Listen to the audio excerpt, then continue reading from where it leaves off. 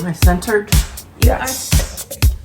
Do you have enough room? Because I know how I like to put my knee on here. No, we're very big knee people in this country, in this town. Man, Legos, am I right? Oh my gosh, let's talk about the Lego. I love Legos. Well, a little bit of backstory for everybody who's just joining us on the show. Kristin came over and my partner Dan was helping her with her laptop issues. And while they were doing that, I found a little unbuilt Lego thing that we still had to put together. So I put that together while they were doing. And it's really cute because it's an Adidas sneaker. It's a little Adidas sneaker, and it came with a little guy with a little boombox and a microphone. Yeah, it's really cute. Really cute. I wish I could show everybody, but I don't want to. It's something we can display right above where we keep our shoes, because we have a little bookcase where we keep our shoes in the bottom, little shoe area. So it worked out. Yeah, I love it. It worked out. It made me want to get Legos and make something, I don't know, that I can put in my place. They actually have, I looked it up online, they actually have Lego like fun experts where you can like do this thing where you do workshops with groups of people, like corporate workshops or like people, to teach them how to like have fun and collaborate and build stuff together. Idea. Lego we better get some kind of sponsorship with Lego after this, because we're talking about it. So Lego doesn't actually directly sponsor them anymore. Like there's spin-off experts, I don't know what they're called, mentors or like wizards or whatever you want to call it. Lego wizards. I forget what the term is, but you can go and they'll train you in the ways of like Lego building collaboration, and you can become a trainer, and I kind of want to do it. Do it. Why not? We all need hobbies. Because it looks really fun. Like that would be cool to tell everybody. What do you do for a living? I have fun with Legos. I play with Legos and I get paid. I get paid to teach people how to collaborate through Lego. Well, I know that for years there's been videos online of kids playing with Legos, because my nephew used to go on and watch them. Oh yeah, that's a whole thing of watching people do stuff. Like that's one thing, if anything has taught me anything from being part of TikTok for almost a year now, it's people love watching other people make stuff. Yeah. That was like always so foreign to me. Like when I was little, I just played. I didn't really. But I mean, obviously because I was in a computer. But like, I remember when that all started, I was like, what? You're going to watch somebody else play? I had a ton. I had like a huge bucket full of Legos. Yeah, I think my brother did, my nephews did, who are now semi-grown. And that was the fun of it, was you followed the directions at first, you put it together the way it was supposed to be, quote unquote, put together, and then you'd smash it and then build whatever you want. Yeah. Yeah. I love it. So brilliant. Legos. And then my mom on weekends would inevitably, I would get woken up by the sound of all the Legos being sucked up into the vacuum cleaner and her screaming at get down here, pick up your Legos. Yeah. Well, did you ever stepped on a Lego? Oh yeah. Not fun. No experience. No. They actually sell special slippers that like cushion. That's a little much. I'm gonna buy them. I'm starting my Christmas list now. I want the Lego slippers. Speaking of parents and sucking stuff up through the vacuum, we have a very interesting question to kick off season 4. Because 4? Oh, I said 3. I'm sorry. We finished season 3. We're starting season 4. It's all blending together into a big miasma of regret.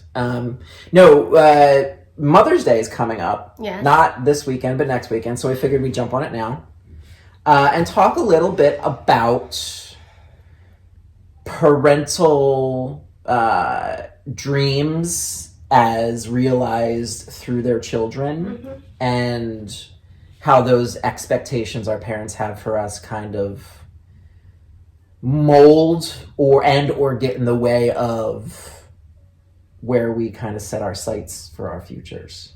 And as well as we get older, the way the relationship plays out between I'll say grown child usually is when it can shift a little, and the parent, based on those factors. Yeah.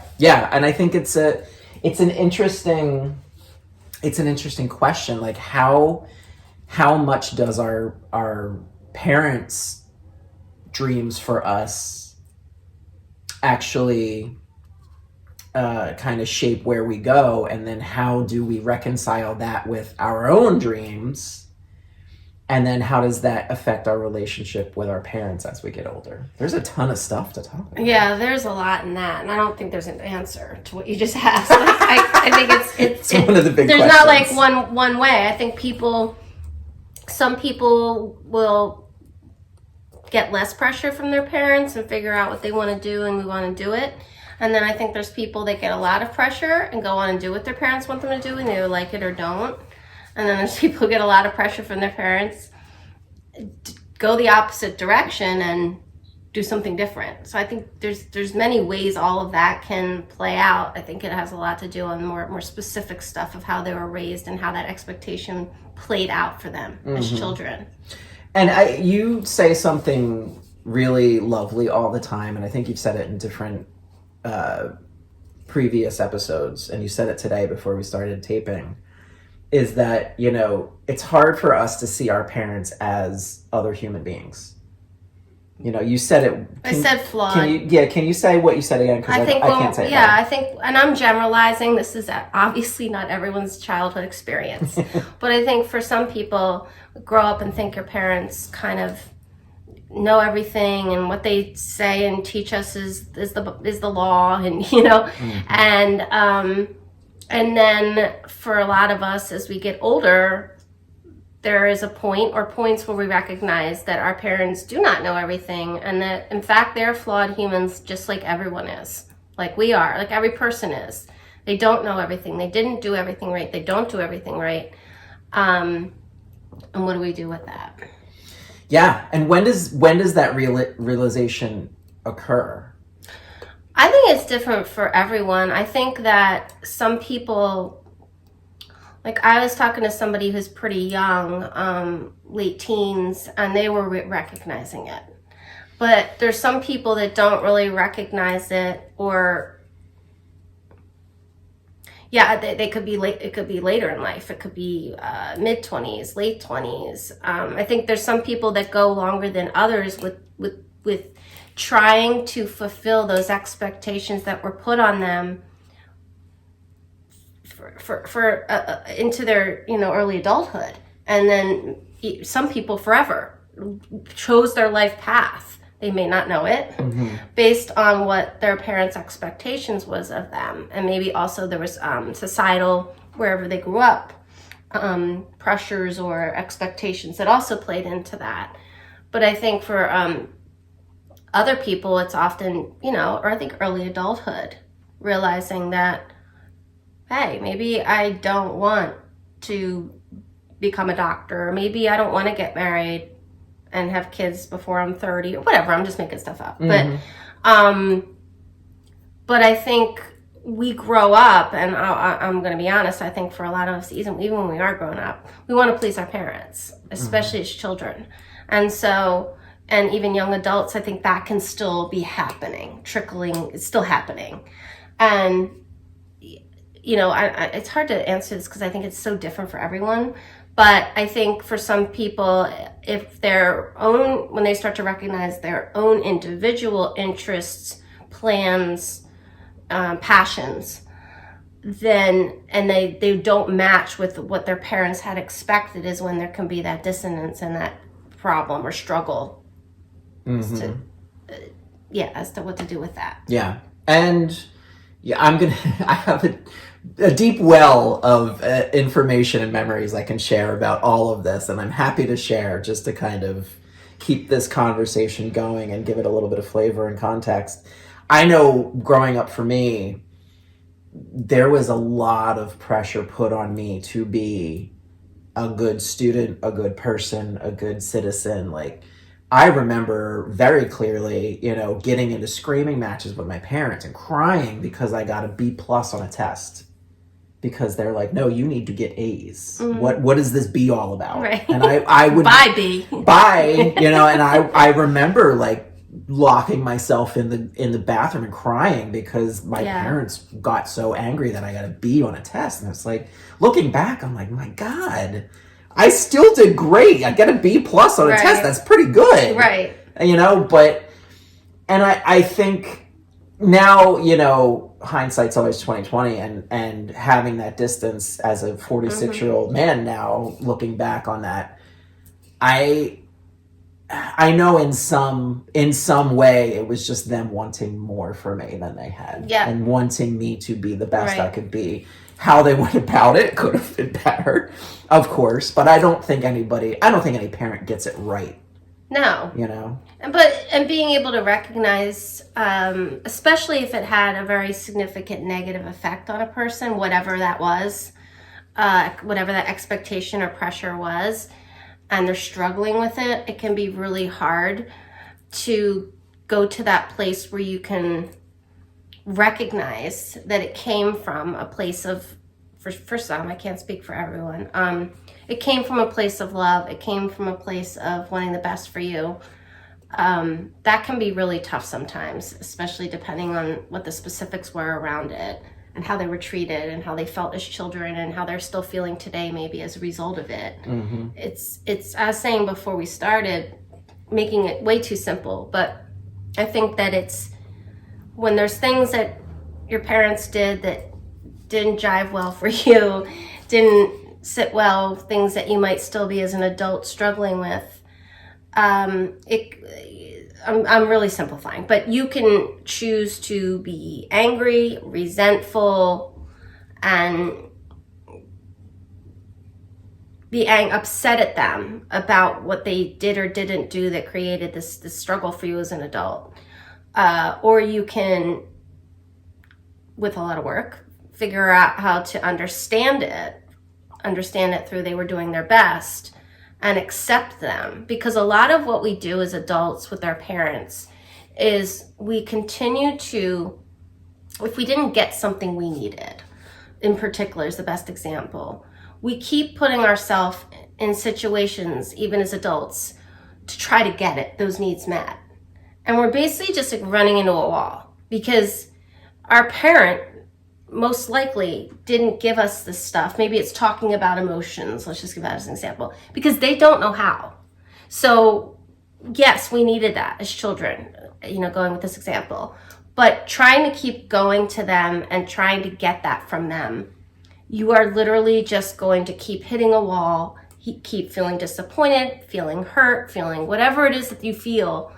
And the real more helpful but difficult step is to stop doing that, recognizing they can't give you that. You cannot get that need met there, and not continue to go there trying to get it met, because it's just over and over. You're feeling the same things you were feeling your whole life trying to get that need met, and that they can't do this for me.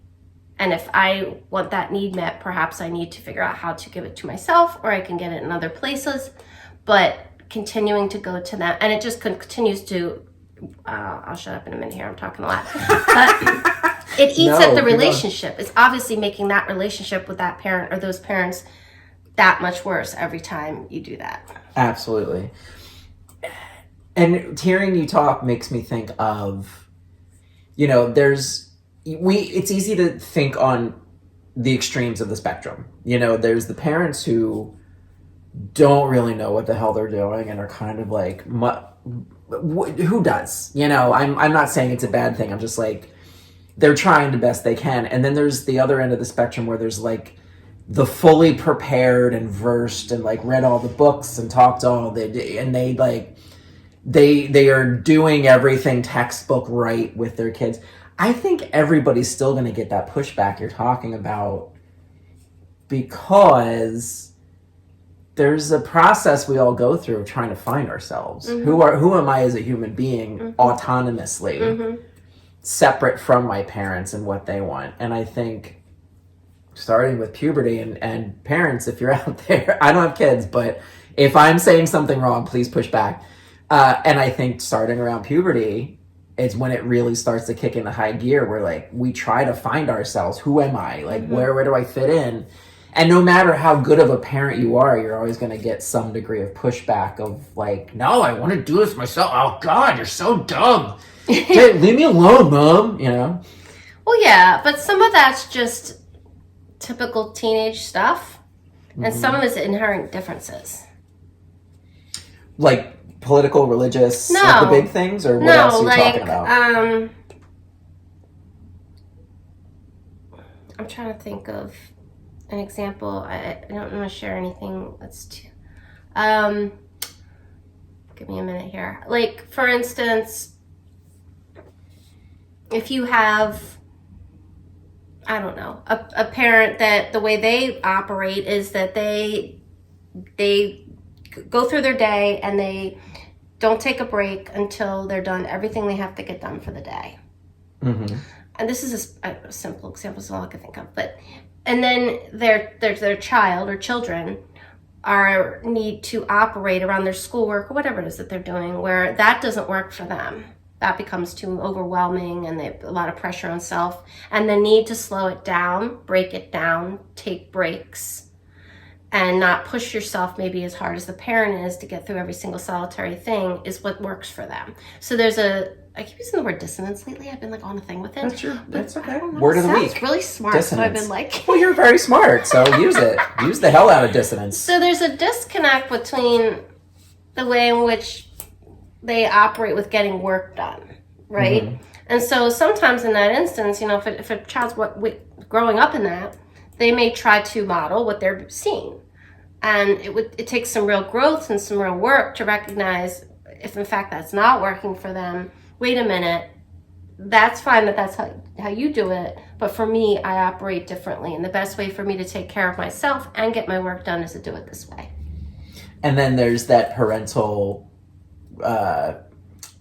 conditioning or like genetic kind of thing that kicks in where it's like, no, I need to protect you. You need to do it this way because I know it works. Mm-hmm. Yeah, I don't want you to see you get hurt, So I'm trying to see it from the parent's point of view of like, oh gosh, I want this human being that I'm in charge of, and I'm trying to keep alive. Do they even know? Like, would they even necessarily know? They're teaching and showing and enforcing, whatever the word is, what works for them, right? Or what they do. I don't even know if it works or not, but what they've done their whole lives. Mm-hmm. So they may not even recognize. Unless the child or young adult says, hey, guess what? This is how you modeled and what you did all your life, and that's fine. But I've realized recently that wasn't working for me, and that this, and this is working more effectively for me to get my stuff done. And that is a really, really nice way to put it, but those conversations never go that way. Yeah. They always devolve into shouting matches. I'm being a little we're being very perfect world, but I think looking at it from outside in an objective way, I think it's best intentions all around of like, we just want what's best for you, and then the child is like, well, I need to figure out who I am, and I need to make my own mistakes. Let's not discount the power of making your own mistakes. Yeah. I think as adults, we have more freedom to do that. And our parents don't want to see us make mistakes because it hurts them. And they want to see, they don't want to see us lose or in pain or like do something wrong. So it's understandable all around. And I think, again, hindsight's 20/20, but realizing all this, what we're talking about, no matter what stage of relationship you're at with your parents, I think is helpful just to try to see each other as human beings, and we're all trying to do our best and find ourselves. Parents too. Absolutely. I don't think you stop evolving and growing and changing when you have a kid. I don't think they stop trying to parent even when we're older. Oh my God, no. My parents, my God. I guess what? I make it through the day, every day, even when you're not here. Right. But I love you. I'm keeping myself alive. I think my parents are still surprised when I call them alive and well every week. I check on. Oh, you made it another week. Oh, you've made it another week. Congratulations. Right. We did okay. Check in again next week. Yeah. I think too. I've been losing my train of thought all day today. That's all right. I had one though. I'll fill in the blanks. Oh, what was it, Ralph? What was it? I can sing something. Maybe. I don't know. We were talking about parents and the best intentions, and I think when it's really hard with this was not what I was going to say, but I thought of it anyway. So when it's really, really hard is if an individual had a very, very like traumatizing or very abuse or whatever type of childhood, then it's really hard. That's when it gets really, really tough for them to look at mom and dad's childhood and how that might have been. Because there's so much, I hate use the word damage, but so much has been done that they're now struggling with. And so that's when it gets really, really tough for people to accept, forgive. That's what I was going to say. That word. That's what I was going to say. That a lot of times people equate, and I don't want to go off on a tangent here, but accepting or let me just start with accepting, because I'm getting a little bit ahead of myself. Accepting someone for who they are means that you like that behavior. So accepting X that a parent does or didn't do means that you are saying it was okay that you didn't give that to me, and it's really not. It could feel like not okay to you, like that you weren't able, like all parents should know this, or you are a parent, you should know how to do this. But you don't have to like it. You don't have to think it was great. You don't have to celebrate it. You're just saying that's who they are, and they're my parents. So you can still not like it. You can still be sad it didn't happen for you or did happen to you. But so I think that's where people get tripped up a lot. It's also, and I might be on a tangent, we can come back in, but forgiveness is the same thing in my opinion. People think forgiveness is saying that what you did is okay. And I totally disagree. I think forgiveness is actually oftentimes can be just as selfish as it is selfless, because oftentimes it can be for you. And the act of forgiving can be letting go of a heavy, heavy load you've been walking around with that's really making you miserable. And preaching to the choir. Wow, right? Preach it. And the acceptance goes both ways, I think. I know, parents accepting their children for who they are and what they do and the choices they're making. It's hard, again, because it's hard to see each other as human beings in that familial, parent-child relationship. It's so weird to think of, I'm in my mid-40s and my parents are in their mid-80s, and it's still hard for me to see them as autonomous people just living their lives and doing their thing because they're my parents, Yeah. And I don't agree with some of the decisions they make, especially during the